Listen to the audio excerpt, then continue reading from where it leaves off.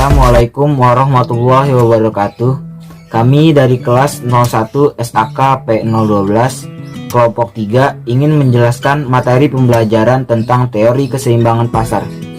Sebelumnya izinkan kami memperkenalkan diri kami masing-masing. Yang pertama, nama saya Fajar Azhari Riala. Nama saya Intan Manuela Lempoy. Nama saya Fania Meliana, pengantar ilmu ekonomi. Materi yang akan dibahas dalam teori keseimbangan pasar yaitu 1. Pengertian keseimbangan pasar, 2. Pergeseran keseimbangan pasar, serta 3. Kebijakan harga dasar dan maksimum. Apa itu keseimbangan pasar? Keseimbangan pasar atau market equilibrium akan tercapai jika jumlah produk yang diminta sama dengan jumlah produk yang ditawarkan, atau harga pokok yang ditawarkan sama dengan harga produk yang diminta pembeli. 3 cara menunjukkan keadaan keseimbangan. 1. Dengan contoh menggunakan angka. 2. Dengan menggunakan kurva permintaan dan penawaran. Serta 3. Dengan menentukan secara matematik. Kurva keseimbangan pasar. Sumbu vertikal menunjukkan harga barang P. Sumbu horizontal menunjukkan jumlah total permintaan dan penawaran Q di dalam grafik kurva permintaan yang disebut keseimbangan pasar atau equilibrium. Kedua kurva saling berpotongan pada jumlah dan harga equilibrium. Mekanisme pasar. Mekanisme pasar adalah kecenderungan pasar bebas untuk perubahan harga sampai pasar menjadi seimbang, yaitu sampai jumlah penawaran dan permintaan sama.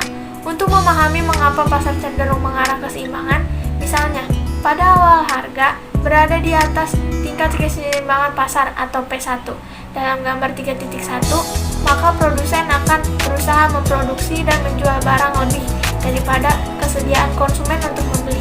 Akibatnya, akan terjadi surplus yang bertambah. Produsen akan mulai menurunkan harga. Akhirnya, harga turun. Jumlah permintaan akan naik dan jumlah penawaran akan turun sampai harga equilibrium PE tercapai. Pergeseran keseimbangan pasar. Pada gambar 3.2, kurva penawaran telah bergeser dari S ke S1, barangkali akibat penurunan harga bahan baku. Akibatnya, harga pasar merosot dari PE ke P3 dan jumlah produksi total akan meningkat dari QE ke Q3.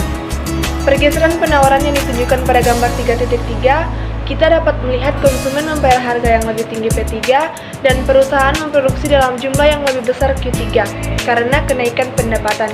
Pada banyak pasar, baik kurva permintaan maupun kurva penawaran bergeser dari waktu ke waktu. Berdasarkan gambar 3.4, mengenai pergeseran penawaran dan permintaan ke kanan dengan harga yang sedikit lebih tinggi dari PE ke P3 dan jumlah barang yang jauh lebih besar dari QE ke Q3. Pada umumnya, harga dan jumlah barang akan berubah tergantung berapa besar pergeseran kurva penawaran dan permintaan, serta pada bentuk kurva-kurva tersebut. Kebijakan harga dasar dan harga maksimum. Secara umum dapat dikatakan bahwa kebijakan ini bertujuan untuk stabilisasi harga. Harga dasar adalah harga terendah yang tidak dapat dilampaui. Harga yang sangat terendah disebabkan oleh terlalu banyaknya barang yang ditawarkan atau dihasilkan produsen rugi. Apabila produsen tersebut berjumlah banyak dan sangat lemah, pemerintah sangat berkewajiban melindungi mereka. Caranya adalah menetapkan kebijakan harga pasar. Kebijakan harga dasar.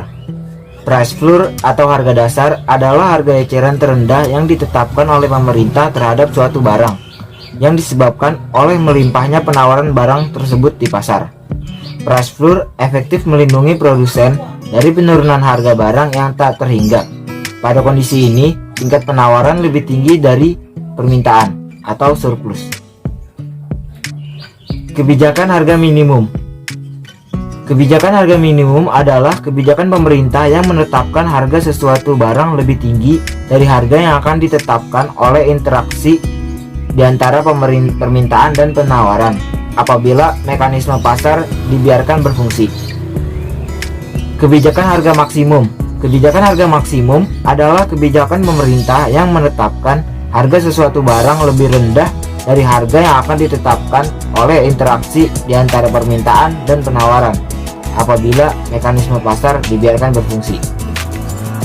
Terima kasih atas perhatiannya, kurang lebihnya mohon maaf. Demikian akhir dari presentasi kelompok kami. Sekian, terima kasih. Assalamualaikum warahmatullahi wabarakatuh.